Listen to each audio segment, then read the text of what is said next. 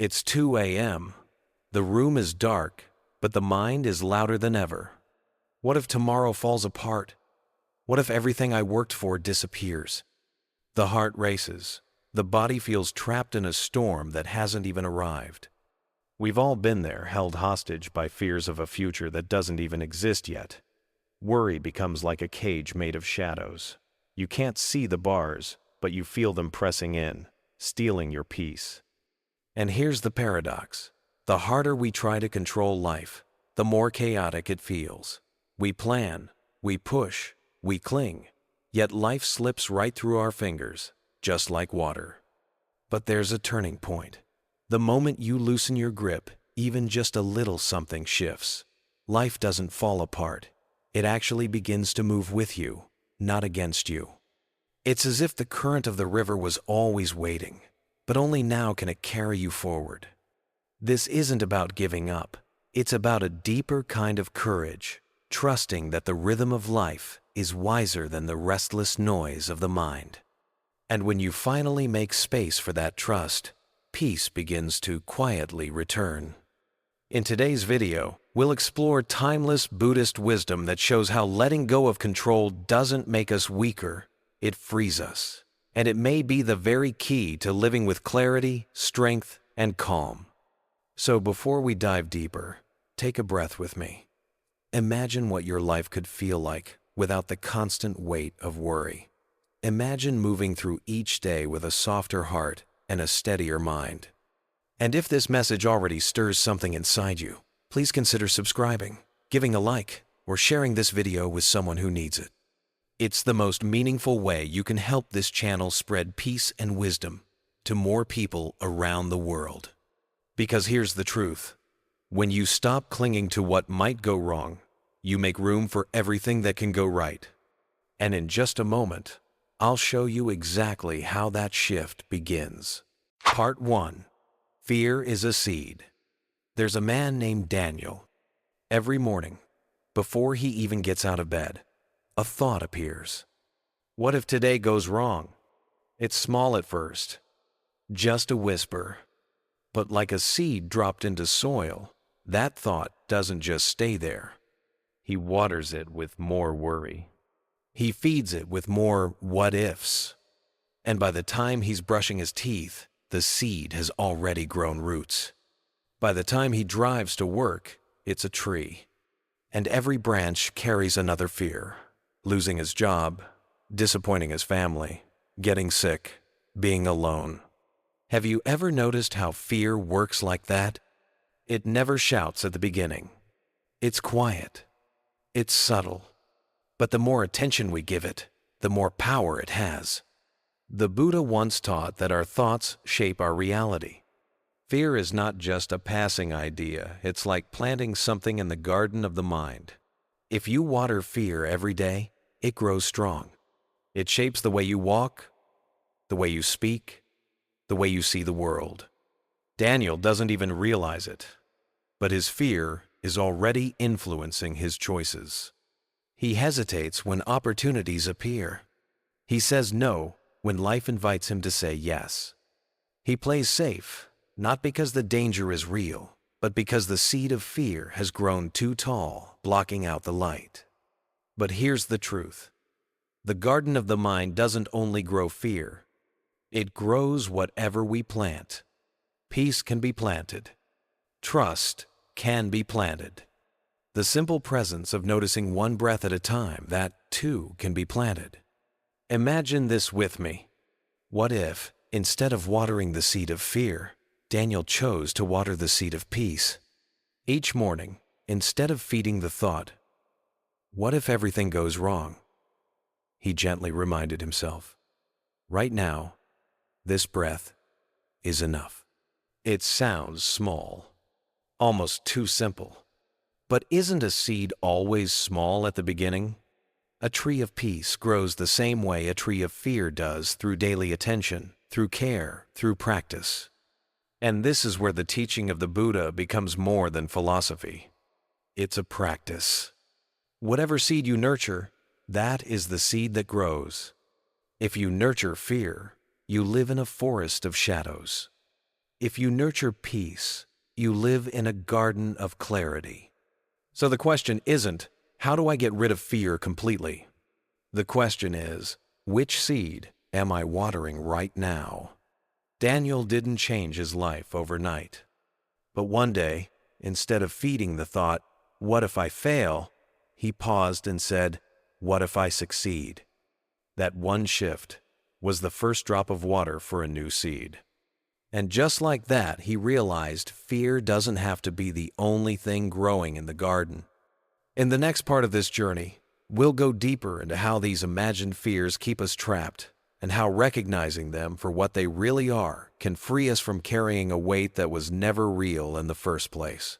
Part 2. The Burden of Imagined Fears. There's a woman named Emily. She's lying awake at night, staring at the ceiling. Her body is safe, her home is quiet, but her mind is loud. What if I lose my job? What if my partner stops loving me? What if something happens to my children? These questions circle in her head like restless birds that never land. Her chest tightens. Her stomach feels heavy. She hasn't moved a muscle, yet she feels exhausted, like she's already lived through a disaster that hasn't even happened. This is the strange power of imagined fear. Most of the time, it's not the real world that breaks us. It's the endless stories our mind creates. The Buddha once said, "Nothing can harm you as much as your own thoughts unguarded." And when you think about it, isn't that true? How many times have we suffered, not from what actually happened, but from what we thought might happen? Our mind is like a playwright. It writes script after script of what-if dramas. What if I fail? What if they laugh at me? What if I lose everything? But here's the twist. Most of these plays never even make it to the stage. They exist only in the theater of our imagination. Emily feels this every day. Her boss hasn't fired her. Her partner hasn't left. Her children are safe in their beds. Yet her body reacts as if the worst has already arrived.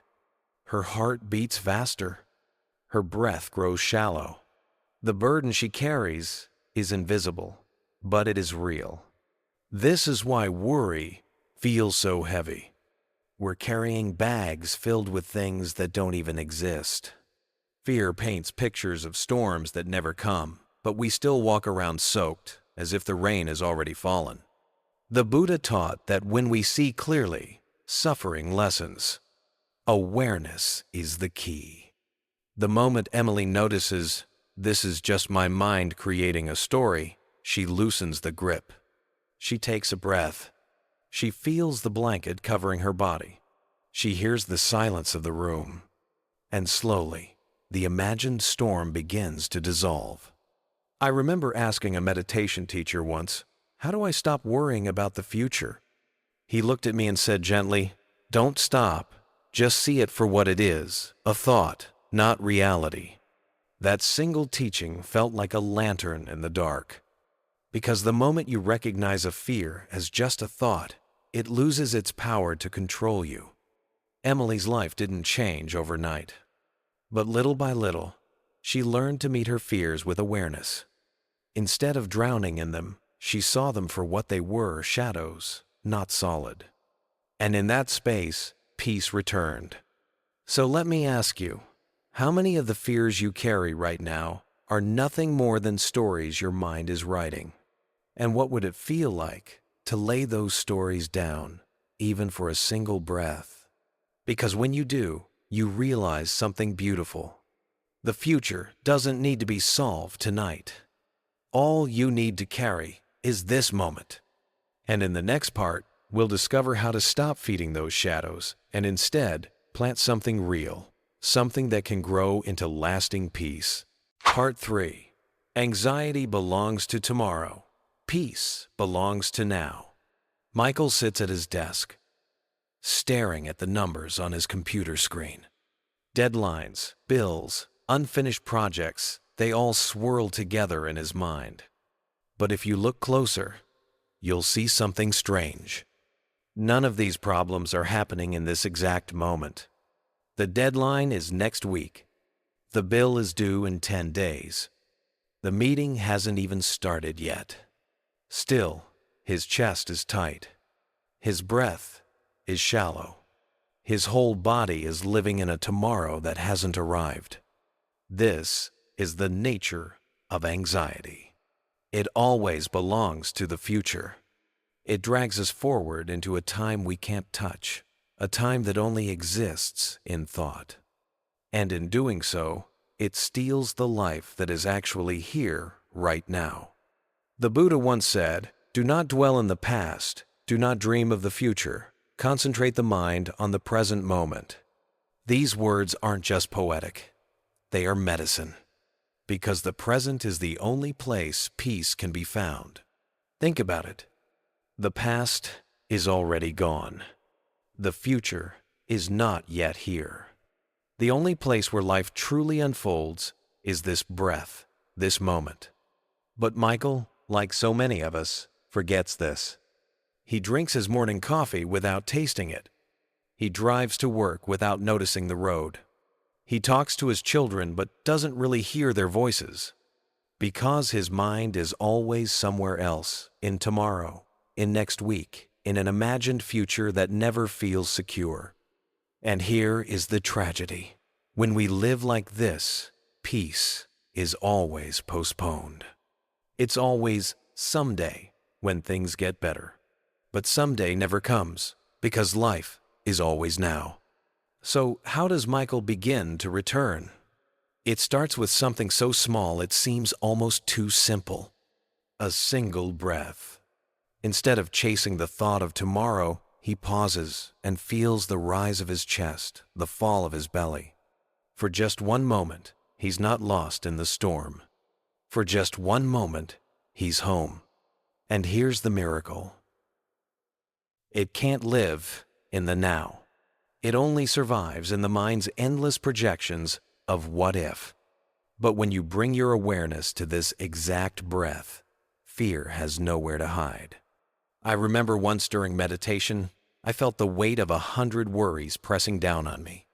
But as I kept breathing, I realized none of those worries were real in that instant. In that instant, I was safe. In that instant, life was enough. And slowly, peace rose like the morning sunday. This doesn't mean responsibilities disappear. Bills must still be paid. Projects must still be finished. But when you face them from the calm of the present, you are stronger, clearer, and lighter. You are no longer carrying the burden of 1,000 imagined tomorrows. So, let me ask you, right now, as you listen, can you feel your own breath? Can you notice the ground beneath you, the sounds around you? This moment is life. This moment is peace.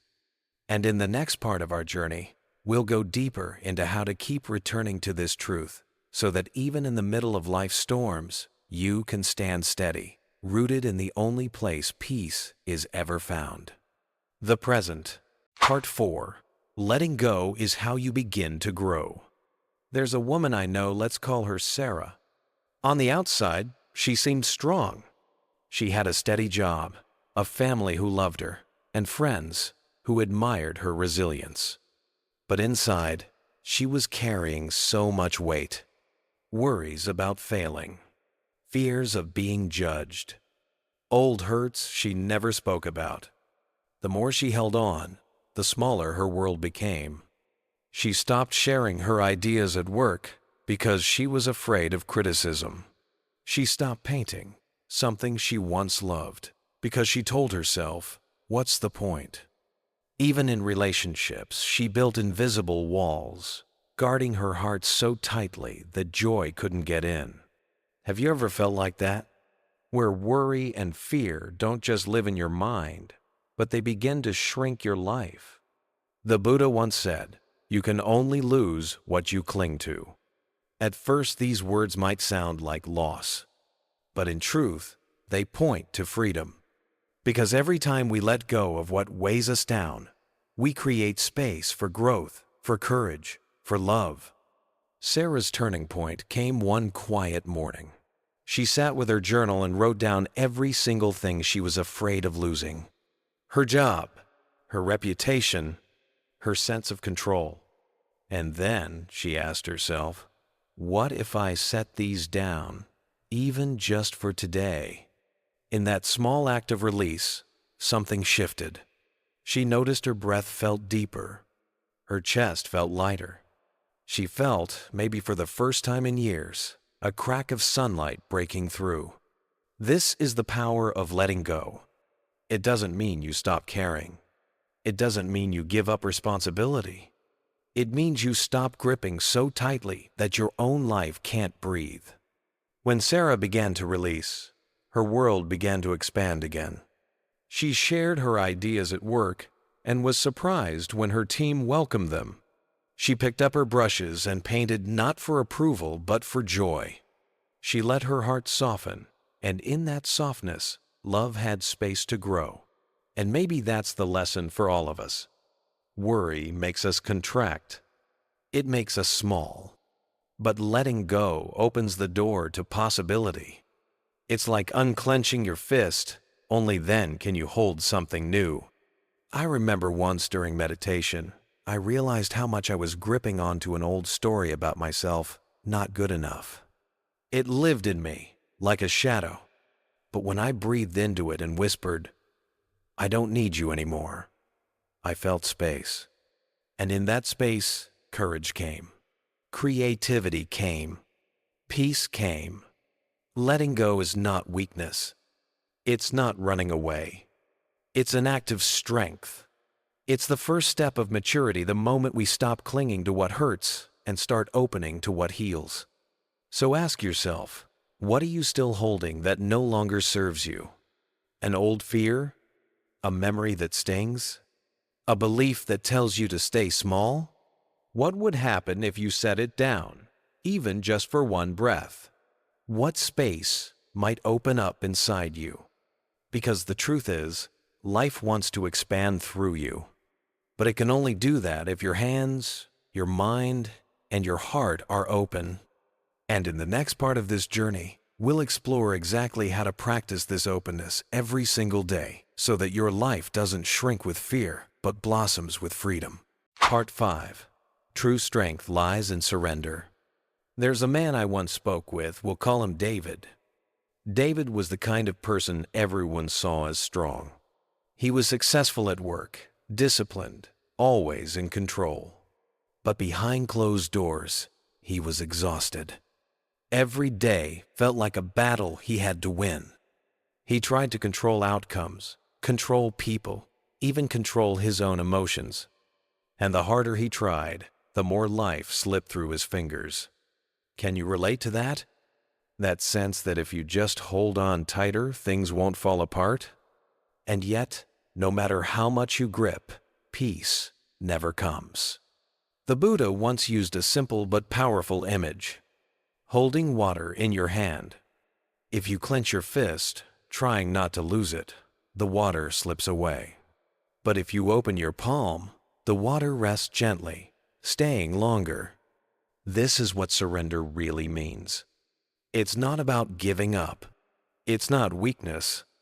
It's the deepest kind of strength, the strength to trust. David's turning point came when his father fell ill. For months, he tried to control every detail of the situation, doctors, treatments, schedules. But nothing was certain. One night, sitting alone in the hospital, he broke down. He realized no amount of control could change the outcome. In that moment, something shifted. He whispered, "I've done all I can. Now I let go." And with those words, the weight on his chest eased. He felt sorrow, yes, but also a strange, quiet strength. Because surrender gave him peace. So often, society tells us strength is about domination, about pushing harder, standing taller, showing no cracks. But true strength, as the Buddha taught, is softer. It's the courage to release, to say, "I've given my best. Now I trust the flow of life." Think about it. How much of your stress comes from trying to control what you cannot? The future, other people's choices, circumstances far beyond your reach. And how much lighter would you feel if you loosened that grip? Surrender doesn't mean being passive. It means you act with wisdom, with compassion, with full effort. And when you've done your part, you let the rest unfold. It's like planting a seed. You water it, you nurture it, you give it sunlight. But you cannot force it to grow faster. Your job is to care.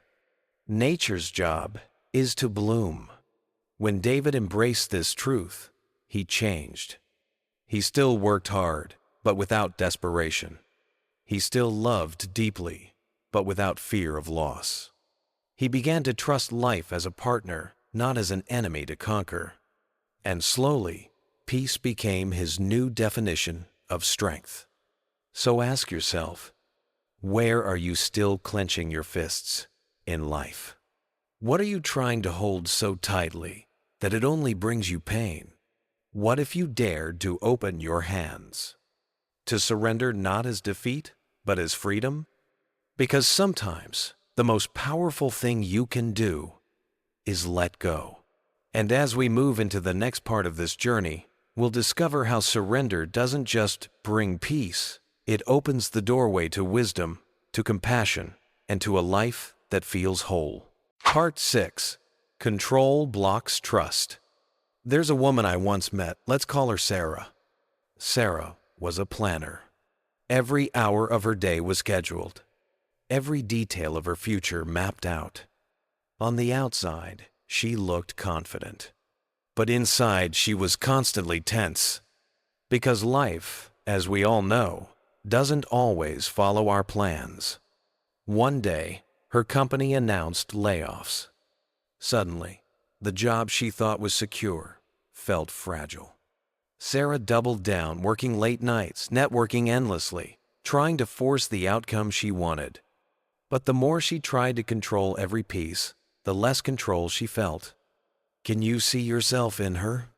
That restless drive to hold everything together, even when it's already slipping away?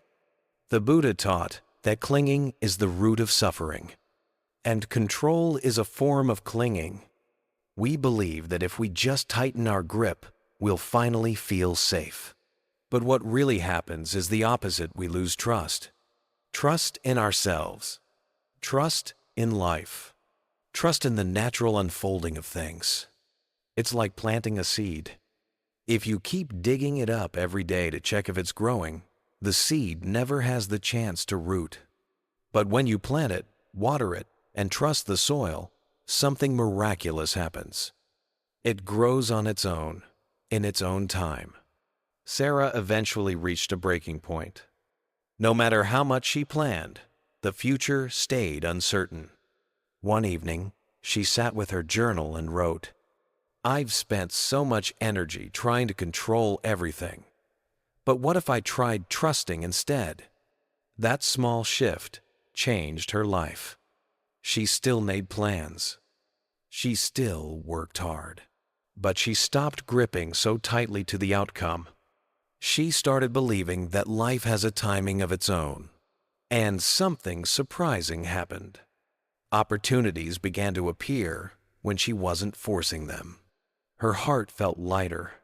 Her faith grew stronger. Because when we stop obsessing over control, we open the door to trust. Trust doesn't mean passivity. It doesn't mean sitting back and waiting for life to hand you everything. It means doing your part with presence and sincerity, and then letting go of the obsession with results. Think about it. How many times have you tried to force something only to end up drained and disappointed? And how many times, when you relaxed your grip, did life surprise you with something better than you expected? The Buddha's wisdom reminds us, life is not an enemy to defeat. It's a flow to join. Control creates tension. Trust creates freedom. Sarah discovered that freedom. Instead of anxiously clinging to her career, she started opening to possibility. She explored new skills, new paths, and eventually, the very uncertainty she once feared became the space where her growth began. So let me ask you, where are you holding on too tightly? What are you trying to control that might actually need your trust instead? Because real peace doesn't come from controlling every detail. It comes from planting your effort and then trusting the season of your life. And as we move forward, you'll see how trust doesn't just ease your heart, it expands your world. It allows you to live with both courage and calm. And that is where true strength begins. Part 7. Life begins to flow when you step back. Have you ever noticed that the harder you try to control every little detail in life, the more tangled things seem to become? It's like holding sand too tightly in your fist. The tighter you grip, the faster it slips away. I once met a woman named Sarah. She was a perfectionist, always planning, always worrying, always trying to make sure nothing ever went wrong. From her career to her relationships, she thought the only way to succeed was to stay in control. But the more she tried, the more life seemed to push back. Opportunities slipped through her fingers. People felt pressured around her, and inside, she was exhausted. One day, during a quiet retreat, she heard a teaching from the Buddha that changed everything. He said, "Let go of clinging, and you will discover freedom." Sarah realized that her constant interference wasn't bringing her peace, it was stealing it. You see, life has a natural rhythm. The seasons change without our command. Flowers bloom without our permission. The river flows without our effort. And yet, we spend so much of our energy trying to bend life into our own design.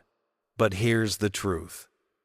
The more we step in and overmanage, the more chaos we create.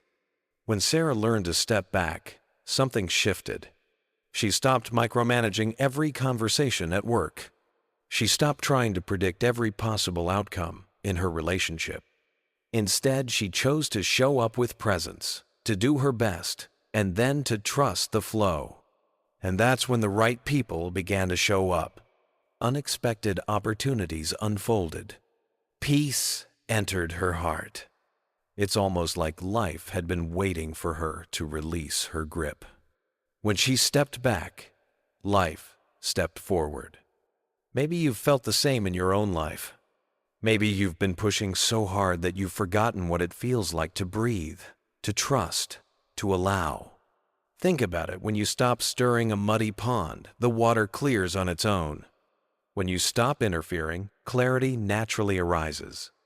The Buddha's wisdom reminds us that stepping back is not giving up. It's not laziness. It's an act of trust. It's believing that life is wiser than our limited plans, and that sometimes what we think is a delay is actually perfect timing. So here's the practice. Do your part with sincerity. Plant the seeds. Water them with effort, but then step back. Don't dig up the soil every day to check if the roots are growing. Have faith that when the time is right, the harvest will come. When you allow space, life has room to surprise you. The right person walks into your life. The right job appears. The right answer comes in silence. It's in stepping back that we discover life was never against us. It was simply waiting for us to trust. So, I want you to ask yourself, where in your life are you holding on too tightly? Where can you gently step back and allow life to breathe? Remember, when you loosen your grip, you don't lose control. You gain peace. And in that peace, life reveals a wisdom far greater than anything we could ever plan. Part 8. Faith gives birth to inner freedom. Have you ever noticed how much energy we waste trying to predict the future? We plan. We worry. We analyze every possible scenario just to make sure nothing will surprise us. But deep down, no matter how much we plan, life still finds a way to be unpredictable. I remember speaking with a man named James. He was brilliant, successful in his career, admired by many. But every night he lay awake in bed, his mind racing. What if I lose everything? What if I make the wrong choice? What if tomorrow doesn't go the way I expect? His success on the outside was impressive, but on the inside, he was chained by fear of the unknown. One day during a talk, he heard a simple but profound teaching of the Buddha. Faith is the seed of peace. When you trust the unfolding of life, fear dissolves. That sentence struck him like lightning. He realized he had been living as if the future was an enemy he had to outsmart. But what if the future wasn't an enemy at all? What if life had its own wisdom, its own intelligence, guiding him even when he couldn't see it? That night, for the first time in years, James closed his eyes and whispered to himself, "I trust life." He still didn't know what tomorrow would bring, but the tight grip of anxiety began to loosen. He felt space in his chest. He felt the freedom of letting go. You see, when we live without trust, we are constantly on edge. We believe we need all the answers before we can relax. But that pressure is unbearable. It steals our joy in the present moment. When we cultivate faith, we stop demanding to know everything ahead of time. We begin to breathe again. And with each breath, we return to the present, where peace has always been waiting. Think about the trees. They don't worry about whether the sun will rise tomorrow. They don't panic about whether the rain will come. They stand rooted, trusting the rhythm of nature. And because of that trust, they grow tall and strong. The Buddha taught that suffering is born when we cling to certainty, but freedom is born when we accept uncertainty with trust. It doesn't mean we stop caring about our future. It means we release the illusion that we must control it all. And in that release, we find a deeper freedom, the freedom of the heart. So how can you practice this in your own life? Start small. When you feel the urge to overthink tomorrow, pause. Take a deep breath. Say silently, "I trust life." Notice how your body softens. Notice how the burden lightens. The truth is, trust is not blind. It's not pretending that difficulties won't come. It's knowing that when they do, you'll meet them with strength. It's remembering that just as every storm eventually passes, so too will your challenges. James told me later, "The day I chose to trust was the day I began to live." And I believe that's true for all of us. Because when you plant the seed of faith, you grow the tree of inner freedom. So, let me ask you, what would your life feel like if you trusted more and worried less? Can you imagine the peace that would fill your heart if you no longer needed to know all the answers? Remember this: when you trust life's wisdom, you set your mind free. And in that freedom, you finally find peace. Part 9. Peace is freedom from the need to control. Have you ever noticed how often we tie our peace of mind to the illusion of control? We tell ourselves, "If everything goes the way I planned, then I'll finally be at peace." But the truth is, life rarely follows our script. And the more we try to bend it to our will, the more restless and exhausted we become. I once spoke with a woman named Laura. She was a mother, a business owner, someone who carried many responsibilities. Her days were carefully planned, every detail accounted for. Yet, when something went wrong, when her child got sick, when a deal fell through, her entire world collapsed into stress and frustration. She told me, "I just want things to go the way I want them to. Why is that so hard?" Her story reminded me of a teaching from the Buddha. Peace does not come when things go your way. Peace comes when your mind no longer clings to how things should be. It's such a simple truth, yet so hard to live by. Because letting go of control feels like weakness, but in reality, it's the doorway to true strength. Laura began to experiment with this idea. The next time life surprised her, instead of fighting reality, she paused. She took a breath. She whispered to herself, "It's okay. This too is part of the path." At first, it felt uncomfortable, like giving up. But slowly, she noticed something shift. She wasn't drowning in stress anymore. She could face challenges with calm, even with compassion. And for the first time in years, she felt a sense of inner freedom. This is the paradox. Peace doesn't come from everything being perfect. It comes from no longer needing everything to be perfect. It's not about controlling the waves of life. It's about learning how to surf them with balance. Think about it. The seasons change without asking our permission. The sun rises and sets on its own schedule. Storms come, rivers flood, and then the skies clear again. If the universe itself is in constant motion, why do we believe our lives should be immune from change? The Buddha's wisdom teaches us that clinging creates suffering.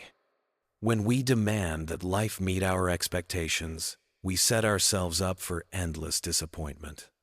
But when we release that demand, when we accept life as it comes, we discover a peace that cannot be shaken even by the hardest storm. So how can you begin practicing this? The next time something doesn't go your way, notice your reaction. Do you tense up, resist, try to force an outcome? Instead, try this. Pause. Breathe deeply. Say to yourself, "I choose peace over control." Notice how your shoulders soften, how your mind grows lighter. It's in these small moments of surrender that inner peace is born. Laura later told me, "When I stopped needing everything to go my way, I found a deeper happiness than I ever imagined." And isn't that what we're all searching for? Not a life without challenges, but a heart that stays calm within them. So let me ask you, what would your life look like if you stopped chasing control and started choosing peace? Can you imagine the freedom of a mind that no longer fights against reality? Remember this: true peace is not found in controlling life. It's found in releasing that control and allowing life to unfold with grace. Summary of key points and reflections. So, what have we really discovered together? We've seen that so much of our anxiety and fear is born not from reality, but from the stories our minds keep spinning. We've learned that letting go of control is not weakness, it is strength, it is wisdom, it is freedom.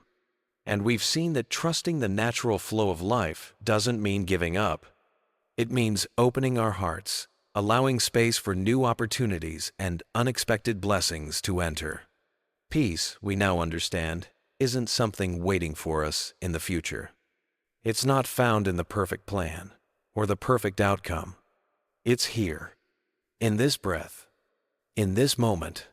The Buddha taught that freedom arises when we stop clinging, when we stop forcing life to match our expectations and instead let it unfold with grace. So take this with you. You don't need to control every detail of your life. Do your best, plant your seeds, care for what you can, and then release. Trust. When you do, you won't just find peace, you'll discover the quiet strength to let your life bloom in ways more beautiful than you could ever imagine. Maybe as you listen, someone's face comes to mind. A friend who's struggling with worry. A family member who tries so hard to control everything. If so, share this video with them. It might be the gentle reminder they need today. And if this message touched you, take a moment to let us know in the comments what part spoke to your heart the most. Your words may be exactly what someone else needs to hear. If you'd like to continue walking this path of wisdom and peace with us, subscribe to Buddha Wisdom. Each week, we share teachings that can help you breathe deeper, live calmer, and walk lighter. Thank you for staying with me until the very end. I'm deeply grateful for your time, your presence, and your open heart. May you carry peace with you into the rest of your day. And may your life, no matter how uncertain, keep unfolding with quiet beauty.